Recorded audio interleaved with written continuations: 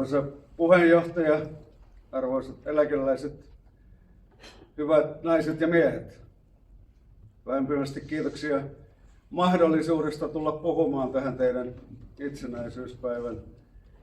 itsenäisyyspäivää edeltävään juhlatilaisuuteenne. Juhani pyysi ajankohtaan sopivaa isänmaallista puhetta ja sellaisen minä olen teille valmistellut. Minä olen Hannu Liimatta ja kuten asusteistakin näkyy, olen tehnyt elämäntyöni Suomen puolustusvoimien upseerina. Kiihkeimpien työvuosien jälkeen innostuin jatkamaan opintoja ja väittelin sotatieteiden tohtoriksi vuonna 2018. Olen alun perin lähtöisin Pohjois-Karjalasta, siellä pieneltä paikkakunnalta nimellä Eno. En tiedä, onko yleisössä ihmisiä, jotka kenties omaavat samankaltaisia juuria. Ja sieltä elämä sitten kuljetti minut ja perheeni tänne Etelä-Suomeen ja muutaman mutkan kautta tänne Hyvinkäälle, jossa olemme viihtyneet jo kohta 30 vuotta. Perhepiiriini kuuluu 2 lasta ja 2 suloista lastenlasta, Sointu Vadelma, joidenka pirteys ja joiden kanssa touhuaminen tuo iloa näihin marraskuunkin harmaisiin.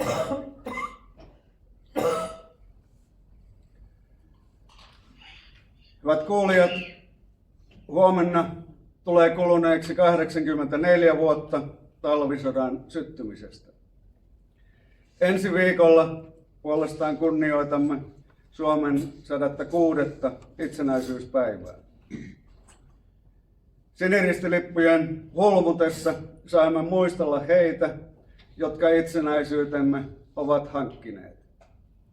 Sotiemme veteraaneja, lottia sekä rintaman ja kotirintaman eri tehtävissä työskennelleitä naisia ja miehiä. Saamme kunnioittaa sukupolvia, jotka sotien jälkeen jälleen rakensivat Suomen. Heidän ansiotaan on, että Suomi on itsenäinen hyvinvointivaltio. Tässä puheessani haluankin osoittaa arvostustani näille tosielämän selviytyjille. Heidän joukkoonsa kuuluivat myös oma isäni ja äitini vuonna 1911 syntynyt Toivo Antero ja häntä 3 vuotta nuorempi Jenny Maria. Nuori pari oli avioitunut 30-luvun puolivälissä ja vuonna 1936 heille oli syntynyt ensimmäinen poika. Syksyllä 1939 perhe oli muuttanut isän rakentamaan vielä puolivalmiiseen pieneen maalaistaloon. Tarkoituksena oli saada koti valmiiksi ennen talven ja lumien tuloa. Tässä kohtaa kohtalo puuttui peliin.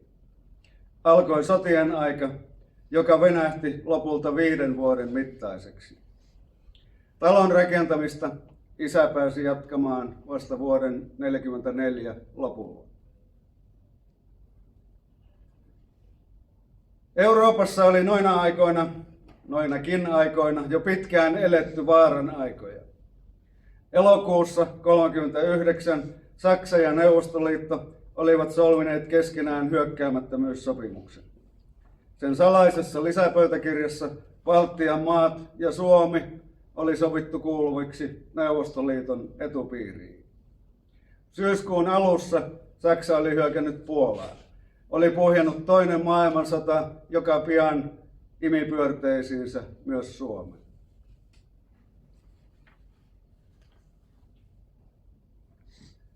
Suomi oli jo aiemmin saanut kutsun Moskovaan neuvottelemaan Stalinin johdolla niin sanotuista konkreettisista poliittisista kysymyksistä. Selkokielellähän se tarkoitti, että meidän olisi pitänyt suostua merkittäviin alue- ja tukikohtaluovutuksiin Neuvostoliitolle. Suomalaiset katsovat sen tarkoittavan itsenäisyytemme loppua. Toisin kuin Virossa, Latviassa ja Liettuassa, meillä näitä vaatimuksia ei hyväksytty. Painostuksen osoittauduttua tehottomaksi Stalin päätti vapauttaa suomalaiset tykeillä ja panssarivaunuilla. Tapahtumat alkoivat vääjäämättä kehittyä kohti sotaa. Jo Moskovan neuvottelujen aikaan Suomessa oli varauduttu pahimpaan ja aloitettu armeijan ylimääräiset harjoitukset. Käytännössä tämä tarkoitti kenttäarmeijan perustamista eli liikekannallepanoa. Kiireellisimmät suojajoukot oli hälytetty turvaamaan itärajaa jo lokakuun alussa. Näihin joukkoihin kuului myös Ilomantsin aluetta suojannut erillinen pataljoona 11, johon varusmiehenä radiosähköttäjäksi koulutettu isäni oli määrätty. Kenttäarmeijan pääosat, eli loput alle 40 miehet, olivat astuneet riviin lokakuun puolivälissä. Isälleni käskyn palvelukseen astumisesta oli sateisena syysyönä tuonut polkupyörällään kylän kansakoulun opettaja, nyt jo suojeluskuntaluutnantin asepuvussa. Aamuhämärässä isä ja muut kylän miehet olivat kokoontuneet kylän kansakoululle. Sen jälkeen oli alkanut 30 kilometrin jalkamarssi Ilomantsiin ja myöhemmin sieltä edelleen Möhköön, Kuolismaahan ja kohti silloista valtakunnan rajaa. Rintamalla miehet olivat kunnostaneet puolustusasemiaan toivoen parasta ja peläten pahinta. Lokakuun lopulla kotiin saapuneessa kirjeessä isäni kertoi voivansa suhteellisen hyvin ja toivoi perheelle korkeimman siunausta. Toiveikkaana hän vielä silloin totesi, että tuskinpa tästä nyt sentään mitään sotaa syttyy. Hän uskoi pian pääsevänsä kotiin jatkamaan kesken jääneitä töitään. Toive ei toteutunut. Kuukautta myöhemmin alkoi 105 päivää kestänyt talvisota. Rajan taakse ryhmittynyt Puna-armeijan 155. divisioona avasi varoittamatta tykistötulen Suomen puolelle 30. marraskuuta kello 8 aikaan aamulla. Sen jälkeen vihollisen 14 000 miehen, 140 tykin ja 45 panssarivaunun vahvuinen divisioona aloitti hyökkäyksensä kohti Ilomantsia ja Hattuvaaraa. Suomalaisia joukkoja tuolla alueella oli aluksi vain isäni erillinen pataljoona 11, jonka vahvuus oli noin 400 miestä. Puna-armeijan ylivoima ei siis ollut 10-kertainen, kuten usein on sanottu, vaan 30-kertainen. Tykkejä, panssarivaunuja ja raskaita aseita pataljoonalla ei ollut lainkaan. Aluksi suomalaisten olikin vetäydyttävä, mutta paikalle haalittujen lisäjoukkojen turvin hyökkäykset kuitenkin saatiin lopulta pysäytettyä ennen Ilomantsin kirkonkylää.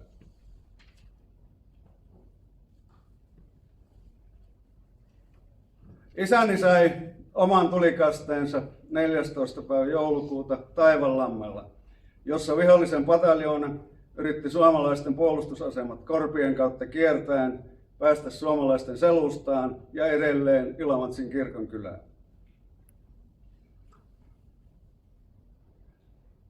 Yöllä asemiinsa hälytettyjä miehiä oli ennen taistelun alkua huolettanut etenkin ampumatarvikkeiden niukkuus. Kivääriä kohti oli jaettu vain 6 patruunaa. Ohjeeksi oli sanottu, että enempää ei nyt ollut antaa ja että täydennystä oli koetettava hankkia kaatuneilta vihollisilta. Näin tehtiinkin ja 3 päivän kiivaiden taistelujen jälkeen hyökkäys torjuttiin. Isän ollessa rintamalla äiti huolehti yksinään pojasta, talosta ja karjasta. Lähimmille etulinjoille oli matkaa vain vajaat 100 kilometriä, joten punatähtisiä lentokoneita oli nähty myös kotikylämme kattojen yllä. Pakkasesta huolimatta päiväsaikaan ei saanut lämmittää taloa, sillä uunien savu veti koneita puoleensa. Näin oli käynyt naapurissakin, jossa viholliskoneen lentäjä oli valinnut tulituskohteekseen lämpiämässä olleen tyhjän riihen. Äitini mukaan hävittäjien äänen kuuluessa viisainta olikin tempaista lapsi kainaloon ja juosta valkoiseen lakanaan kääriytyneenä lähimetsän suojaan. Talvisota päättyi Moskovan rauhaan 13. maaliskuuta 1940. Sitä seurasi jatkosota, jossa Karjalan armeijan hyökkäys kuljetti isäni kauas Äänisen ja Syvärin rannoille. Jälleen oli äidin huolehdittava nyt jo 3-lapsiseksi kasvanutta perhettään selviytymään läpi pitkien sotavuosien. Kesän 1944 kiivaimpien torjuntataistelujen aikaan äiti ja naapurit saavat käskyn jättää koti ja raahata lapset ja nyytit evakkoon Pohjanmaalle. Nykyajan mukavuuksiin tottuneena en tänäkään päivänä voi ymmärtää, miten äiti ja lukemattomat muut hänen kaltaisensa perheenäidit tästä kaikesta selviytyivät. Ehkäpä se johtui yksinkertaisesti siitä, että muitakaan vaihtoehtoja ei ollut.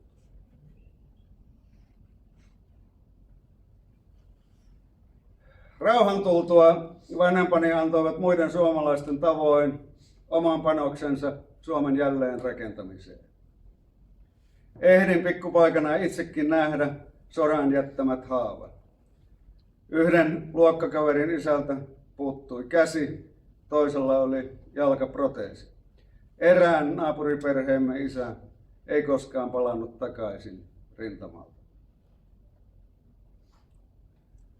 Oma isäni oli tullut kotiin fyysisesti terveenä. Henkisistä haavoistahan tuohon aikaan ei liiemmin puhuttu. Vuosikymmeniä jatkuneet yölliset painajaisunet viestivät taisteluissa niitäkin syntyneen.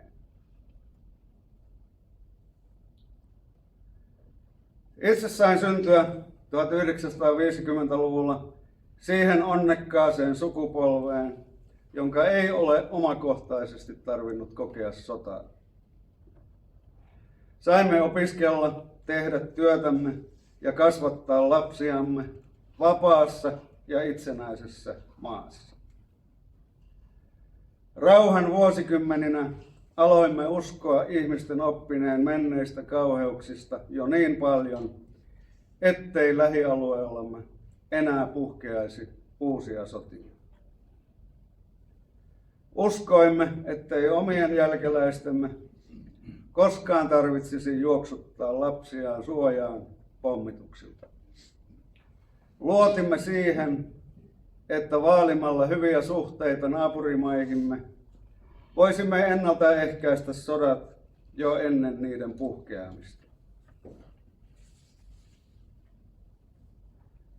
Viimeistään vuonna 2014 pilvet Euroopan yllä alkoivat kuitenkin jälleen tummua.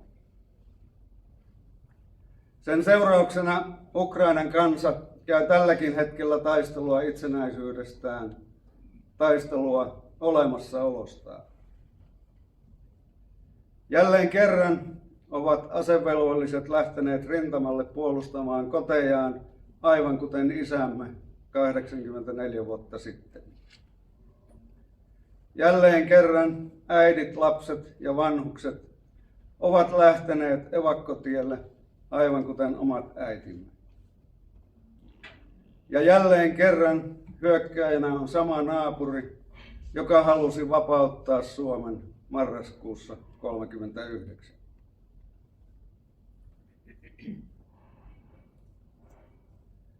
Onneksi jotain on muuttunut. Entisen ammattisotilaan ja nykyisen sotahistorioitsijan silmin nähtynä Suomi on nyt paljon vakaammassa asemassa kuin mitä se oli syksyllä 1939. Siitä ovat huolehtineet sotien jälkeisen ajan viisaat päättäjämme. Monista Euroopan maista poiketen emme ole jättäneet turvallisuuttamme pelkästään hyvien naapurisuhteiden varaan. Niukkoinakin aikoina me jukuripäiset suomalaiset olemme hyvinvoinnin ohessa pitäneet huolta myös maanpuolustuksesta. Olemme ymmärtäneet varautua siihenkin vaihtoehtoon, jossa vihreän verran ääressä solmitut sopimukset muuttuvat yhdessä yössä pelkäksi paperiksi ja kauniit lauseet ystävyydestä vihapuheeksi. Turvallisuuttamme eivät myöskään ole heikentäneet viimeaikaiset päätökset kahdenvälisistä ja monikansallisista puolustussopimuksista. NATO-jäsenyytemme kertoo myös ulkopuolisille tahoille siitä, että emme enää ole yksin, vaan osa läntistä liittokuntaa. Kuten viime aikoina on nähty, kaikkia huolenaiheitamme tämäkään ei ratkaise. Sopimuksista huolimatta Suomen on edelleen itse huolehdittava rajojensa ja alueensa koskemattomuudesta.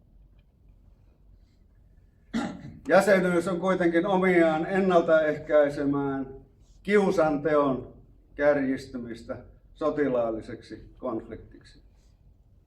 Se on omiaan myös parantamaan oman kansallisen puolustuksemme kestävyyttä mahdollisessa pitkäaikaisessa kriisissä.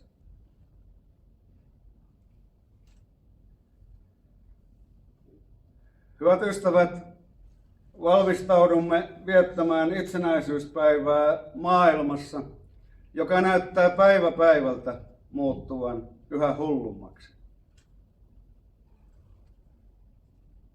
Välillä tuntuu, etteivät päivän lehdet ja muut uutiset enää sisälläkään muuta kuin ikäviä asioita. Ne ahdistavat ja tuntuvat usein jopa pelottavilta.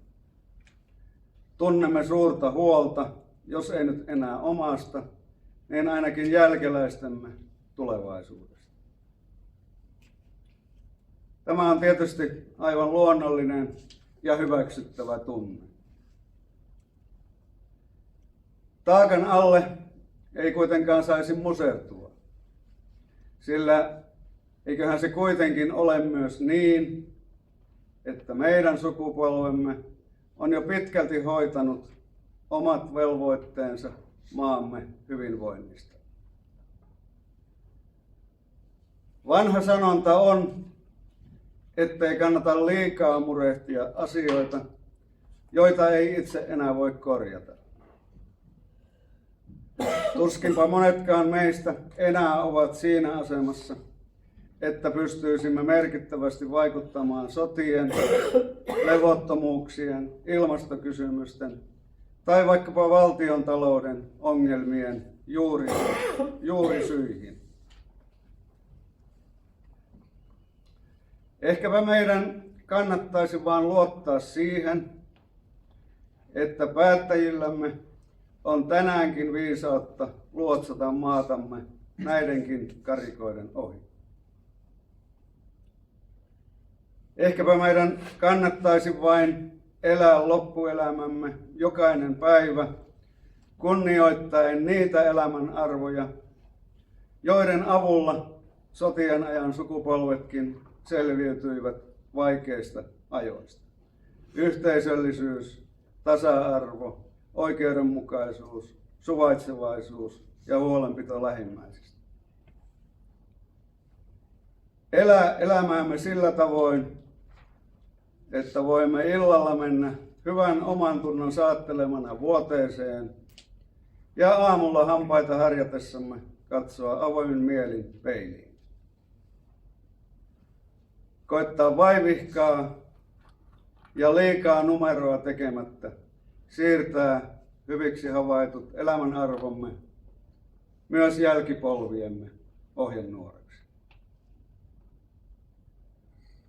Arvoisat kuulijat, näihin mietteisiin lopetan puheeni ja toivotan teille kaikille oikein hyvää itsenäisyyspäivää ja tulevaa joulun odotusta. Kiitos.